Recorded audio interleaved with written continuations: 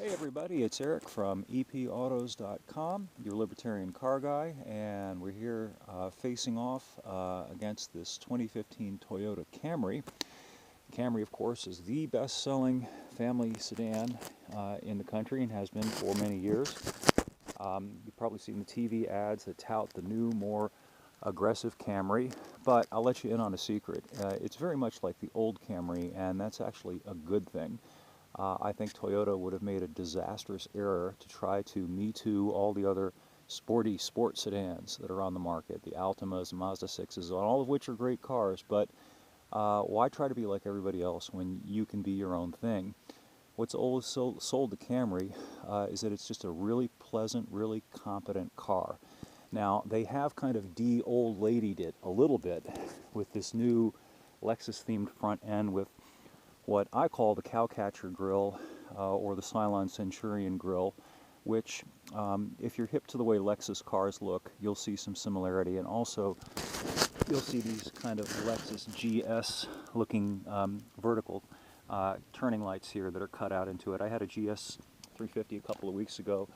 The overall look is pretty similar, but if you move over to the side profile, you'll see it's pretty comfortably familiar Camry. And one thing that they didn't mess up, which I'm very happy about, and probably people who like and buy Camrys will be happy about, is that the canopy, and that's car industry jibber jabber for all of this, everything basically above the door lines. It's still nice and formal. The roof line isn't too swept back either at the front or at the back. And as a result of that, you've got really good visibility all around, forward, behind you, everywhere you go. And that's always been one of the Camry's really strong points. Interestingly, a lot of the specifications are very much the same 2015 to 2014. The new car is slightly longer overall, but the interior dimensions are virtually identical. They're good dimensions. Front and rear legroom, front and rear headroom, shoulder room, all of that pretty much exactly carry over, which is good. They didn't mess with it. The Camry's back seats are unusually large. Particularly in this class where a lot of cars have significantly less back seat legroom. For example, this car has more than 2 inches more, not the most literate way to put it, but nonetheless, more than 2 inches greater, I guess would be better, legroom than the Nissan Altima, which is another car in this class, another sport sedan in this class. But the wheelbase remains the same. They put some more cut lines here, the bone line in this, and they emphasize how that makes it look sportier, but it's really pretty unobtrusive. It's not a very, over-the-top styling change. Same thing with the rear view. Just a good-looking car. It's not a flashy car. It's not a car that's a head-turner, but it's a car that does make you smile if you buy the thing. Let's go inside and I'll point out some of the things that I also like about the interior layout of the car. First, in general, you'll see the dash has been Lexus'd up a little bit. The pad is a little bit sportier, and you can get this new, let me turn this on for you so that you can see it. This has the optional gauge cluster, which is kind of a sportier cluster. It's got a large tach, a large speedometer, and then it's got this centrally located LCD screen for some of the secondary readouts. And that's nice, that's fine, but what really makes the car stand out to me is the simplicity and good design of some of the controls.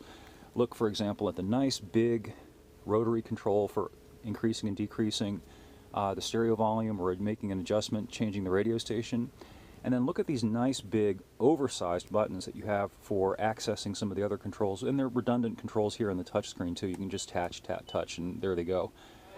Everything is extremely easy to use and functional. And I much prefer this to the currently very much in vogue so-called haptic or finger swipe or the completely flat. I had a Subaru Legacy recently and it had one of those microwave oven looking plastic screens. And those may look neat when you're at a car show or in the dealer showroom, just sitting in the car without the car moving, looking at it. But when you get moving, trust me, it's nice to have this nice big button because, you know, the car's moving a little bit. Your finger's going to move a little bit. If you want to engage audio or apps, it's easy to hit that. You hardly have to look at it. You can just do it. I like the straightforward shifter, no mouse, nothing over the top, no toggles. Also, look here, the port, the USB port right here for your iPod is very conveniently accessed right here. which is super nice. And previously, in some Toyota products, I'm going to rotate the camera around, it would be here in the center console, and it would be actually up here against the wall, and that made it really difficult to get to it and plug it in. So somebody must have listened to rants, maybe my rant, about that and fixed it. And the other huge thing, that's just a small thing, but it's a big thing, the optional seat heaters in this car, here they are, nice rotary style gauge, rotary style control. They actually heat the seats. They don't just mildly warm the seats, which is really nice. They actually get warm and stay warm. In a lot of Japanese cars, you'll find that the seat heaters are pretty much marginal. You'll get some slight sense of heat out of them, but they really don't heat you up in the way that a German car seat heaters would. So that's a small but big improvement. What else did I want to show you? I think that's pretty much the gist of it. Let me shut the engine down and step outside of the car again. Oh yeah, I know one other thing. Both powertrains do carry over, the base 4-cylinder engine and then the optional V6. If you've read some of my recent rants about new cars, you'll probably be aware that a lot of car companies, even the higher-end car companies, are going away from 6-cylinder and yes, V8 engines in favor of smaller turbocharged 4-cylinder engines to maintain the power but get more gas mileage out of the thing. Toyota's kept the V6, which is nice, and if you check the stats, its gas mileage is actually very, very competitive with some of the latest Turbo 4s, which get slightly but not that much better gas mileage. And truth be told, I'd rather have a V6 without the turbo than the 4-cylinder with the turbo, especially 8 to 10 years from now when that turbo might start to crap out on you and might be looking at a big bill. Another thing, both engines come with 6-speed automatics. Several cars in this class now come with as many as 9-speed automatics, and that's chiefly to eke out a fractional improvement in fuel economy, which is great, but those transmissions often have somewhat unpleasant operating characteristics. They hunt for gears, they upshift and downshift a lot. These boxes don't do that. They're really smooth and unobtrusive. And the final thing I'd like to mention is that, and Toyota doesn't tout this in their product information, but the traction control can actually be turned off.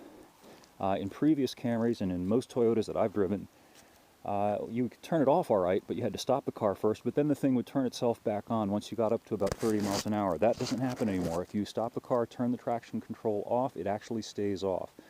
And that's a boon not just to gearheads like me who like to spin the tires, but it's nice if you're dealing with a hard winter drive and you're trying to get up a slope.